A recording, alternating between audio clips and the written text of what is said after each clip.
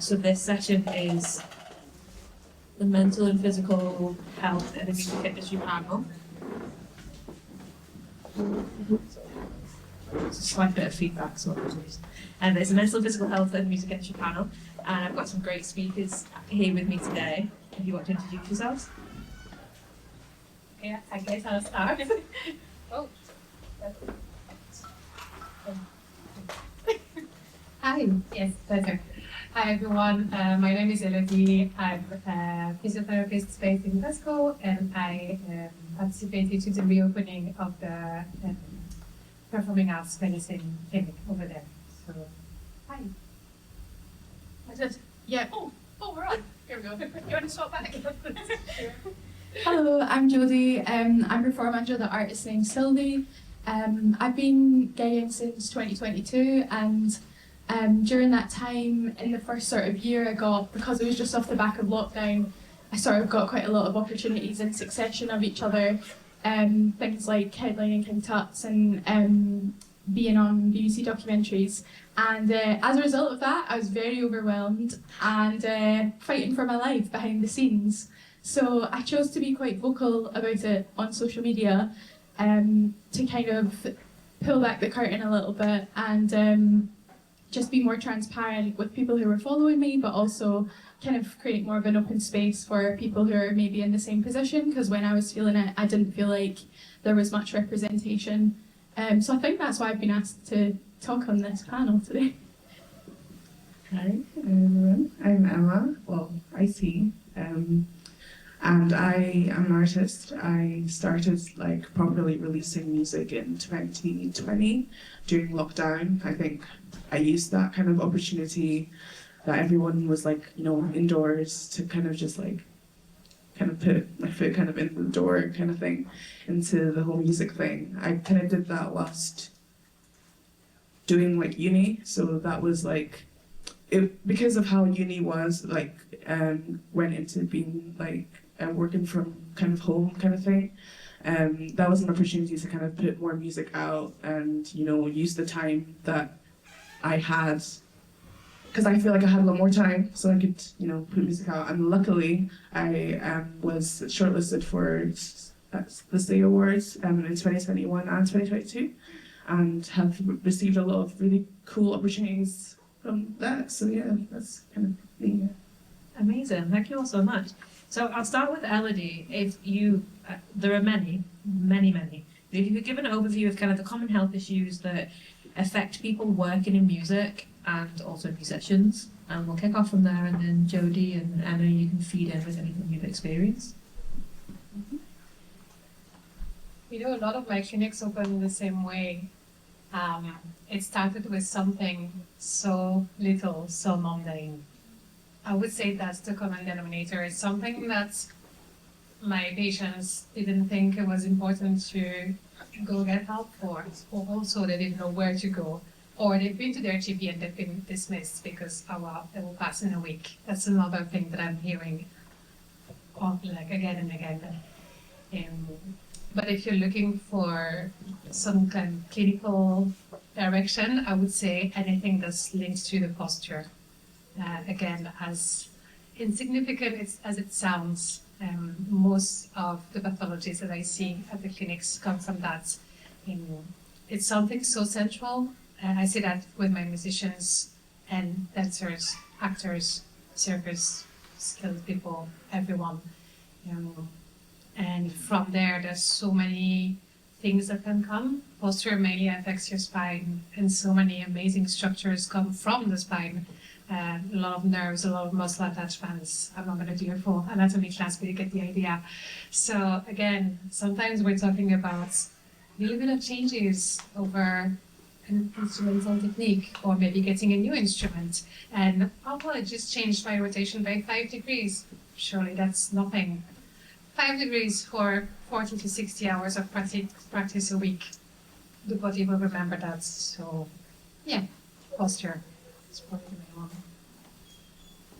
I mean, Jodi, as an artist operating in Scotland's music industry, what sort of if you're okay going into this. What sort of kind of health issues have you maybe faced? Are there challenges that you've faced within the music industry? Yeah, definitely. I think when I first heard this question, I immediately thought about regardless of how many people you're performing in front of, so that could be 5 or 5,000, ultimately you're putting yourself through a really adrenaline-filled experience and your body doesn't actually know the difference. So for me, it was all the kind of classic symptoms of your cortisol rising and all those different things and the effect that that leaves on your body. And I didn't know what that was. I didn't know why I was always feeling sort of on edge and why I wasn't sleeping, why I wasn't eating. But ultimately my body was just in a state of fight or flight, and it was in that state for about a year until I recognised it and until I decided to try and resolve it. And yeah, it manifested in lots of ways. I don't really remember a great deal of the experiences that I had in 2022 and 2023. And I had a lot of kind of issues in my home life. I got diagnosed with a sleep disorder. That sort of thing just sort of manifested into my life, even though I was only doing a half-hour set every couple of weeks. So yeah, it's crazy how much it can affect your physical health as well as your mental health. And Emma? So for me, I feel like this kind of topic of mental health is so like kind of important, especially within the kind of Black community, where kind of my upbringing and how I grew up is not really talked about. Like it's kind of taboo, especially because coming from like a more religious background or Christian background, it's like you can just pray like this, like your mental health better kind of thing. That's kind of the notion that I kind of grew up with. So it's very interesting how like life works, because I think it was 2023, I had like psychosis, and I was in hospital for 6 months. And then that was like, actually, no, mental health is real, like it's very, very real. And I think because I was trying to like, balance like, computer science degree and music and burnout and all these other stuff. And then, you're trying to like, be the best you can, but like not caring about your health, and your health is your wealth. Like if you don't have your health, like you can't do much, So I think this kind of like, conversation about like mental health is like really, really, really like important. And I think I realized that like vulnerability, because I'm somebody that doesn't really like to talk about my feelings. Like I'd rather like everyone else is happy and yeah, you just like, suck it up, kind of thing. But I think being in that situation for 6 months where nothing else mattered but your like healing was so like vital and important to me as an artist and as a human being as well. Because I think it's caused me to be able to kind of, empathize more with like other artists and other people. And I think that's why I really like value the, discussion of community and having people, like-minded people to be able to like, discuss with you, like what happens when, you get online hate. If you don't have like musicians to talk about these things with, like some people don't really understand, like they might be saying, don't look at these comments, don't read these comments, but it might not be so straightforward as that. What happens when you need to, take time off? Sometimes I feel like as musicians, we feel like if we're not continually like putting stuff out, then we're falling back and people forget about you and you become irrelevant. But actually no, like the more time you take, to yourself and then to actually like, I personally feel like I perform or better when I am well, like when mentally, physically, emotionally, spiritually, like I am like 100%. And I think this, that's kind of, yeah. No, thank you all so much for sharing your experiences. And I mean, to go to, what's my questions?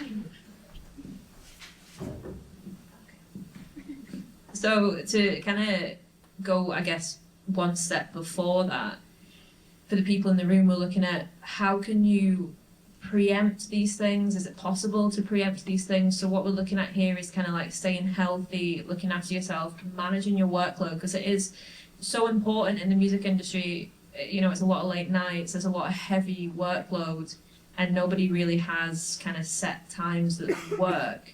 So yeah, it'd be great to start with Elodie on, how you can manage that. another question that I discuss a lot in my clinic. I think it's good to start by saying that there's no one size fits all magical recipe. Otherwise, I would be very much out of a job. So, but also it would be very against human nature, and I think that's something that everyone I work with, whereas there are whether they are performers or teachers or administrators or roadies, they all say the same. They feel very dehumanized sometimes through their injuries, be it physical, mental, spiritual, what have you. And perhaps staying away from the overwhelming advice or pseudo advice that you see sometimes online, sometimes from well-meaning teachers or parents or friends who tell, just go do yoga, it'll fix everything. Well, I also teach yoga and it doesn't fix everything. Luckily, again, because we're not robots. I think when it comes to prevention, the most important thing is having a look within your own body and see what you need, not what your physio thinks you need, not what your teachers would like you to need to be a shiny little robot performer on stage. Because again, some of you might have done some sessions with me, I recognize a couple of faces, and I often say the human body doesn't work like that, the human brain doesn't work like that, because it doesn't. So figure out what you need, what works, what doesn't work. Is there anything that works on stage, but perhaps not off stage? Because it shouldn't be dismissed. Things that are making you unwell outside of your working hours or performing hours, they are still important. And they might not impact your performance now, but for having worked with patients from -2 months old for pre-empt to pretty much over 100 years old, I can guarantee you things catch up. So, does that answer your question? Yes. Yeah, so figuring out what you actually need, and if you don't know, even just phrasing, something is going on, I don't know what, I don't have a diagnosis, but I have this weird set of symptoms, and it happens at weird times. Sometimes it affects my performance, and sometimes it doesn't. What can I do? Internet isn't going to give me the answer, it just gives me panic attacks.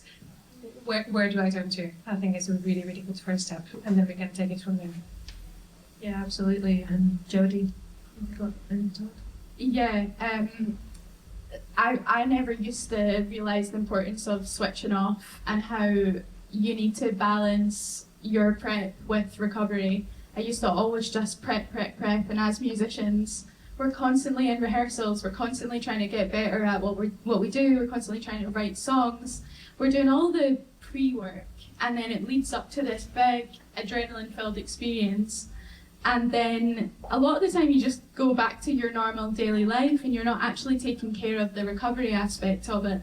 And when I did sessions with BAPAM, it wasn't with yourself obviously, but I got sessions that I can talk about later on because of an experience that I had in 2022 that really affected me, and I didn't think I would be able to perform again.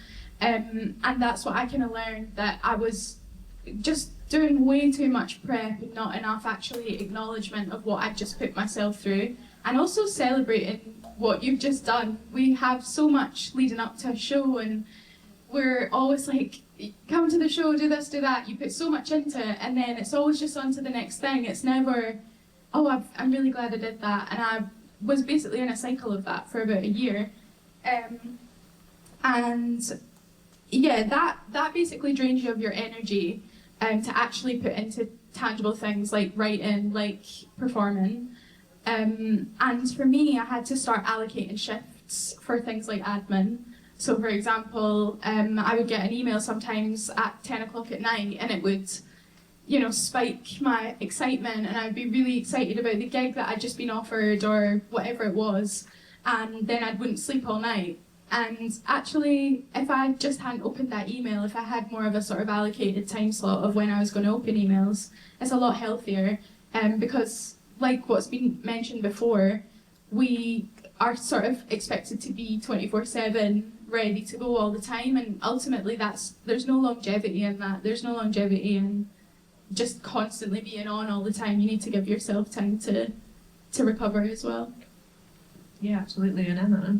And for me, I think something that really helps me is kind of giving back. Like, I think as artists and musicians, like, we're very, like, self-centered in, like, the good ways, but, like, it's always kind of like, how can I get my next opportunity? How can I do this for me, for my vision that I have as an artist, as a whatever it is?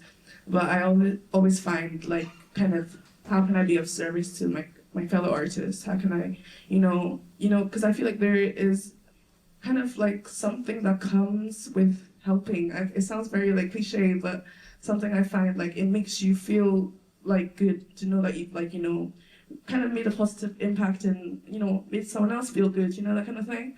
So I feel like that, and I've learned that vulnerability is actually like a superpower. So where possible, I obviously like not always oversharing, but like where possible, try and like, talk to somebody. I don't know if you guys have ever like, been going through something and then you go on TikTok and you find it very like relatable, like, someone's gone through that exact same thing. And in your head, you're like, I couldn't like put myself out there on TikTok like that. But this video that I just watched has helped me so much. So I think in that way, music is like that. So kind of pouring out your kind of, being authentic in like your emotions or whatever into music, because you don't know who is listening to that could like, that could have actually saved them, that kind of thing. So I think like making vulnerability like your superpower and like giving back, that's what I was thinking. Amazing. So, I mean, throwing it back a little bit to the pandemic, but we're still feeling the effects of it now, in the sense of, obviously during the pandemic, people's ways of working massively altered, whether you're in the industry or an artist, the world shut down, and we're still kind of in those working practices now around sort of, kind of the isolating nature of working remotely and then being thrown straight back into everything coming back and kind of getting back into a routine and losing structure. Jodi, I'm going to go to you first on this one, if you want to jump in. Careful. Yeah, sure. I think the music scene is so unpredictable that if you're just kind of constantly thinking about it all the time, when you're at home, you're not actually really giving yourself that space to relax. And similar to what I've said, but for me, I think are we talking about like working from home and stuff? Yeah. For me, I think you should develop kind of. I know it's difficult because I really wasn't sure what I liked other than music for a while, but to develop interests outside of music is so healthy, and to similar to what Emma was saying, like see beyond yourself, because that gets you out of the sort of, it's very much like a rat race, and you're constantly trying to, this person's posted this person's done this, and when you get consumed by that and you don't actually take yourself outside of it, it can feel really isolating because you think that you're the only one going through it. Another thing that I think really has helped in terms of, sorry, I forgot what I was going to say. I forgot what I was going to say. I can jump in? Yeah, amazing, please do. Hear your thoughts. For me, there are two things that I've noticed with regards to the pandemic, and this is the workload from home for any artists I work with at any stages, and also how overexcited by the performances. When performances came back, teachers, managers, organizations were very excited about the performance, the stage time, and the rehearsal time. So kind of tying back to what you were saying earlier and not really doing anything afterwards. And so a conversation that I'm having often is around warming up and cooling down, and it again very often starts in a similar way. Oh yeah, that's okay. I learned that at the conservatoire or wherever people studied. Or didn't study. I know how to cool down, how to warm up. I've learned all that. Yeah, it works really well. And I'm like, that sounds really good. Could you just talk me through a couple of things? So far, I have never in 2 decades, heard an advice that was relevant for that person's body or body-mind connection with regards to either cooling down or warming up with regards to their craft, whether it was music or any of the other performing arts. Because what's taught in organizations has its limitations. Often people are, or students are not taught by clinicians, they are taught by artists who have learned from their teachers decades ago, and so on and so on. And that's okay. I think that's a really good starting point. You would never ask someone to jump out of bed and go to the gym and do a crazy workout to prep for a marathon. Why ask that from your body as a musician? Something that I talk a lot and very often about is that the body and the brain don't really care where the movement comes from. It's movement at the end of the day, whether you're performing for 45 minutes straight or whether you're running a marathon. Yes, the movement, the mechanics is going to be different, but the intake, the loads, the repetitions, the efforts, the recovery, all of that is very similar and very much ignored. But when it comes to working from home, what I'm seeing very often is the lack of setup for people. So they work on the corner of their couch, on the laptop, in a very comfy, crunchy posture position, and nothing is really set up to accommodate the body or the brain. And very often people think that it's a very pricey thing to do, and obviously, especially since the pandemic, no one has money to do anything in terms of like purchasing fancy equipment. So part of my job with BAPAM Clinic is to show people how they can use things around the house to make things very much easier for themselves when it comes to all the hours that you have to cram at the computer to do your advertisement and invoices and so on. And sometimes it's something as, again, very silly and mundane as putting up 3 heavy books on top of each other and putting your laptop on top of it so that your screen is at eye level, so that you don't crunch through your neck, so that you don't impinge your nerves, so that you can still move your arms and fingers, so that you don't end up with focal dystonia. And all that started with books. So yeah, it's like that. No, that's really interesting. And Emma, do you want to jump in as well? So for me, I think having kind of started working remotely from uni, I kind of learned that as a norm kind of thing. So now, like, I do work from home for my actual like job as well, and I do think that, you know, taking like breaks away from a computer screen, as hard as it is, like taking breaks off like even like the phone kind of thing, as hard as it is, because I feel like I'm a like chronic scroller, but it is, I think it does help. And literally, like, you know, taking a walk, like just take a walk, like leave your phone, like don't take your phone. And I think I'm speaking to myself as well, because I think like if I don't have my phone, I'm very paranoid, like where is it? And that is just like it's not the best. And I think taking like, you know, social media breaks for me as well, I think that has helped me like mentally as well, like shutting off, like just, you know, like, you know, when was the last time you actually spent time with like, you know, your family members, like you guys were like, you know, because I feel like I used to have like, you know, we used to have dinner at the table. We don't do that anymore. Everybody's like, you know, on the table, but they're on their, you know, their devices and stuff. But like when it comes to like working from home, I think definitely just like, you know, shut off, like, you know, take a walk. Like Scotland is a beautiful place. I don't know if you guys have noticed. Scotland is a very pretty place. Like there's actually a lot of places like, you know, you can actually just take a walk. If you like to sing, like sing climbing up Benny, that's a great vocal warm up, I promise you. But yeah, no, like taking, you know, like in the country, like that's good, yeah. Yeah, absolutely, I agree. Taking time out is absolutely necessary. I'm going to change up the order and go back to Emma on this one, but we've got kind of advice on maintaining your mental health while navigating the music industry. I think I would say don't like, for example, be neutral to kind of praise. because the same people that could praise you today will be the same people that could crucify you the next day. I think just kind of be very like I love what I am putting out. That is why I'm putting it out. And just because one track maybe gets, let's say, 1 million streams today, doesn't mean that that is what you should stick to. Don't box yourself into that same thing just because it's getting traction today. Like, as you guys, we all know, trends come and go.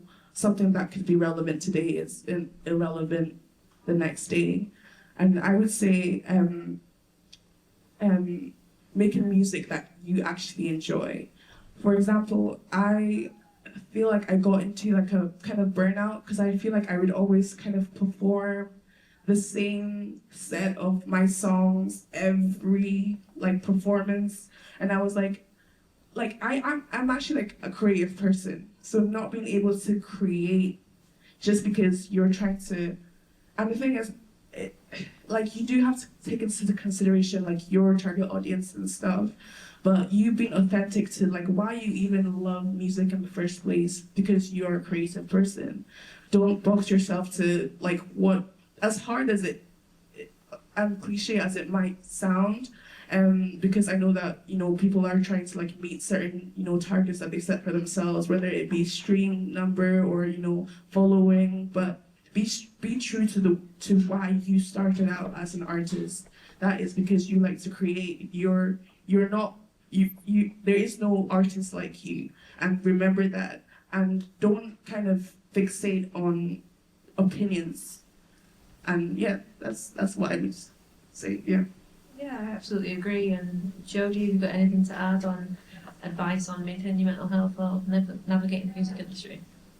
Yeah, I went through such a journey with this, and I took a year out in 2024, so last year, and I've just started coming back in 2025. And for me, it was sort of a question I had to ask myself about, am I in this for me, or am I in this to try and climb some sort of ladder and get accolades and stuff? And what I realised was, after taking time away and after experiencing life without it, and experiencing life where my emails are as dry as the Sahara Desert, and I've not got anywhere to be at the weekend, and I can go to a garden centre and just kick about and really have no responsibility whatsoever. And I kind of realised, oh yeah, that's what my life would be like if I didn't have this thing that I loved and this passion and purpose. And it made me go back into it with a completely different perspective. I was constantly, as I've mentioned, constantly in fight or flight. Didn't enjoy a single opportunity. Don't remember any of them. And it made me realise, ultimately, this is what I want to be doing, regardless of the accolade at the end of it.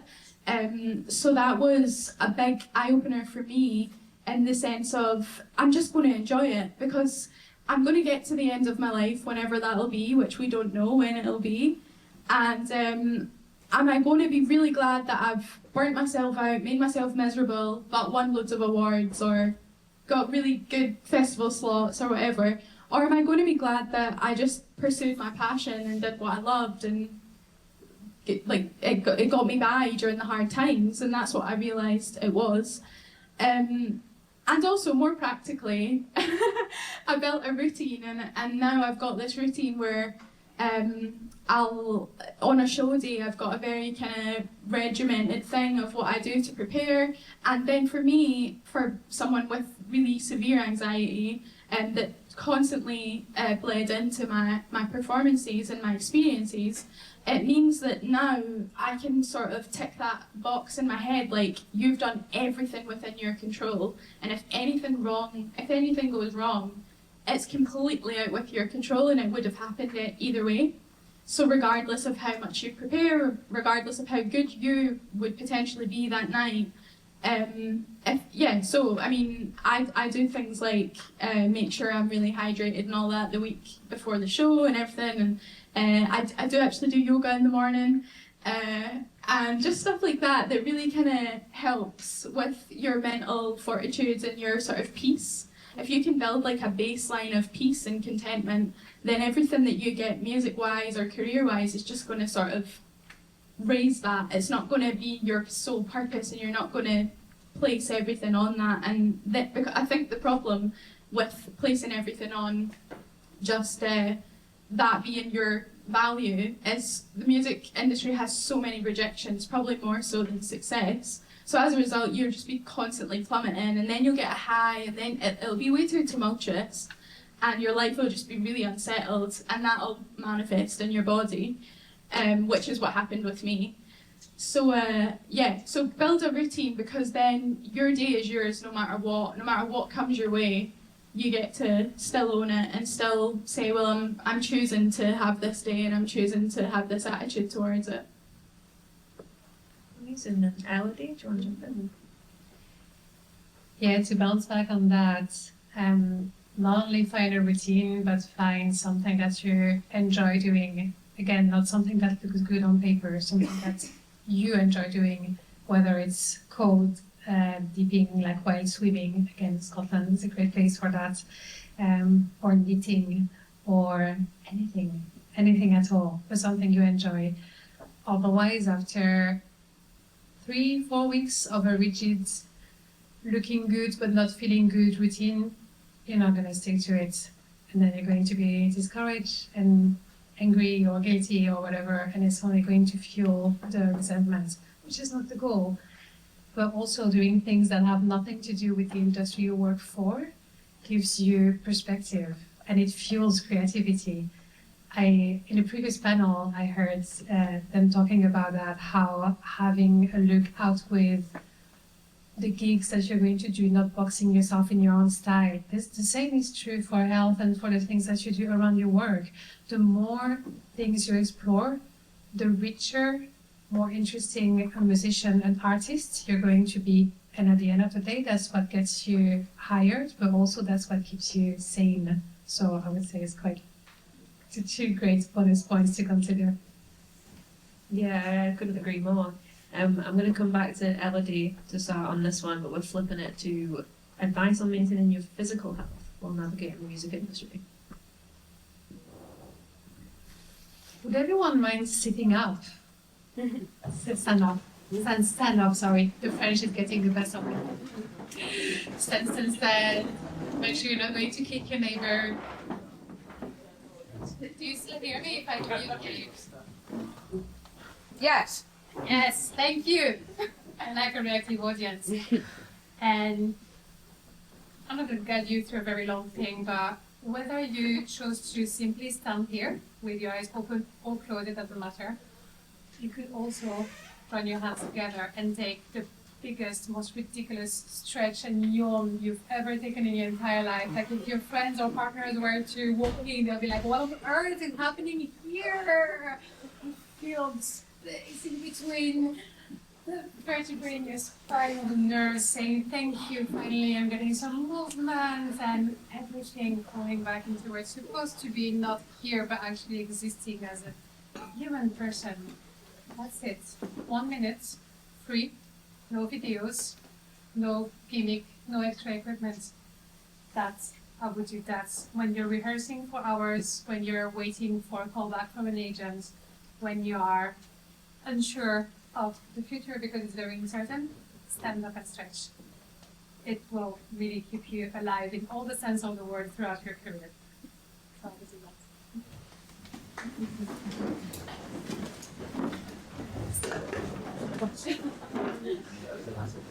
Don't think I've had a physical demonstration of maintaining your physical health. Oh, sorry, thank you for before.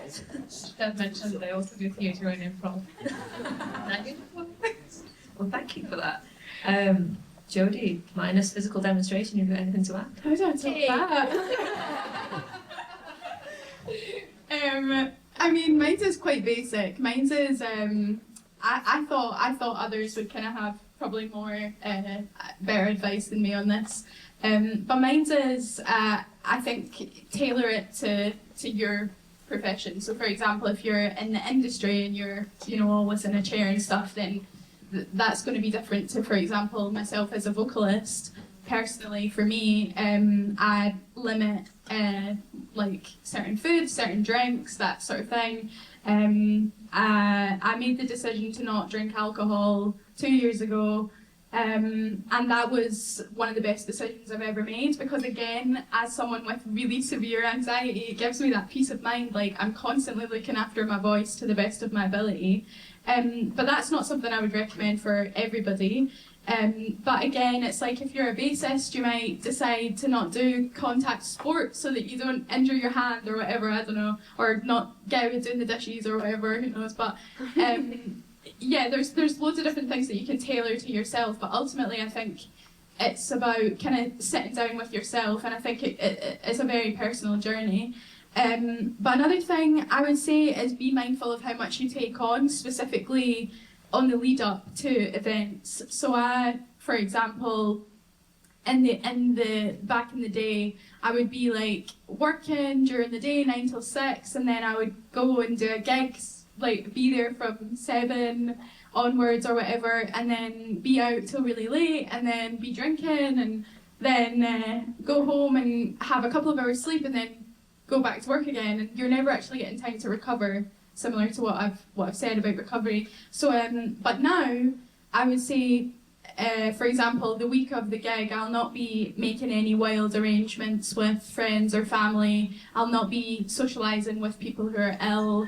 Just stuff like that, that's all very basic and self-explanatory, but I think when I started putting those things in practice, it made a difference for me. Going into the show, I just felt like I'd done everything I could. Do you want to jump in as well, Emma? So I'm not like a gym person or anything like that, but I do like to dance, and I think that is kind of is dancing cardio? Does it count? It's like, is it? Absolutely. Yeah. Absolutely. Yes. I like to yes. dance. 300%, yes.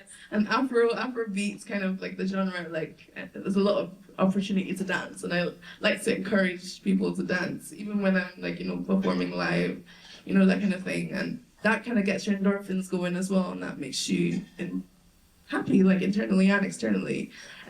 So yeah, that's kind of my short answer. Yeah, just for me, it's dancing.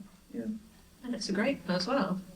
Yeah. We're coming up towards the end of the session now, but I'd like to finish off by each of you just saying what support exists for industry professionals and musicians, and whether that's organisations, resources you've come across. What would you recommend that people today go away and check out? I'll start with Elodie first. Well, I'm going to preach for my own church, but BAPAM, which is the British Association of Performing Arts Medicine, is where I would go. They are the organisation I do the clinics with, based in Glasgow. Although I'm not opposed to travelling to Edinburgh if the demand is there, so you can also float them with emails, or just come across and come and see me. This is a service that actually existed before COVID, and like many things, the resources, mainly the room. I didn't have a room anymore to see my patients through COVID. So we restarted the clinic only last October. So if it's news for many of you, don't worry, you're not alone. This is mainly the reason why I'm here, in addition to meeting as many of you as possible, is also to make you aware that this clinic exists. And access to the clinic is free, so the first appointment, BAPAM is taking care of that. So you get an hour with me to talk about any injuries, concerns, anything around your performance time, but also off stage, anything that you feel is impacting your physical health. Like, I'm not a trained mental health practitioner, but I am a neuroscience researcher, and a human also, so I will understand if you're telling me that you are stressed through the roof, that it also impacts, of course, your health and performance. And from there, I'm not going to go through the list, otherwise Kitt is going to steal my mic, but from there's a lot of places that I know you would be able to go, and that's what we would be discussing on a one-to-one basis, because again, everyone is different, but yeah, BAPAM.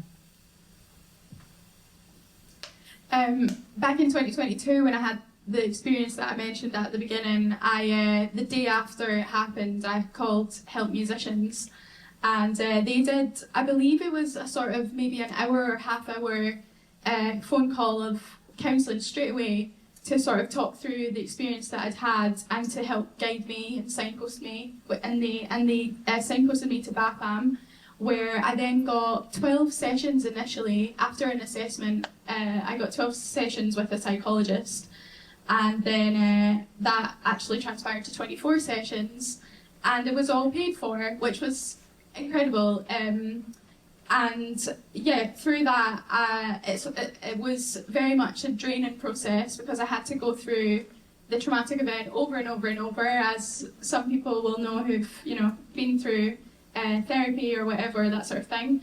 But ultimately, taking myself apart helped me put myself back together, and it's meant that I've been able to come back to the music industry, and with a completely different outlook. So BAPAM really has been such a lifesaver, and I couldn't recommend it more. I recommend it to everybody who has issues with their mental health or physical health.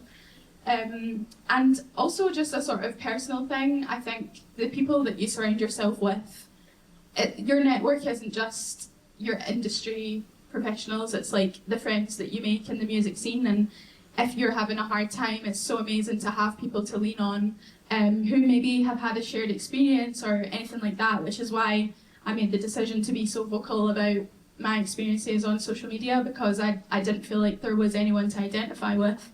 But I lent on my friends in the music scene so much during that time. So yeah, when you're at networking events, it's not just who can sort of help you get a job, it's also people who will go through the exact same things as you and help you through it when there's the inevitable highs and lows. And just music support. I was invited to speak at Resonate's panel, and music support was like a union, specifically for musicians, kind of dealing with different things. I think it's very good to have that kind of network to be able to, because I feel like there's certain things that only if you're in the music industry and you're a musician that you would get. And for example, like I mentioned earlier, like online hate. For someone who has never received online hate, they can only give as much advice as they possibly can. But someone who has actually received it can speak on it and advise another person as to things, practical things that they can do. And it sounds a lot more like you can relate to other musicians' struggles, like for example, writer's block, not being able to, you're not in your most productive era right now, like what should you do, that kind of thing. So having kind of a support from other musicians and other industry professionals, I think is very, very useful. Yeah, absolutely, I couldn't agree more. This is all we have time for, but thank you so much, Elodie, Jodi and Emma, you've been wonderful.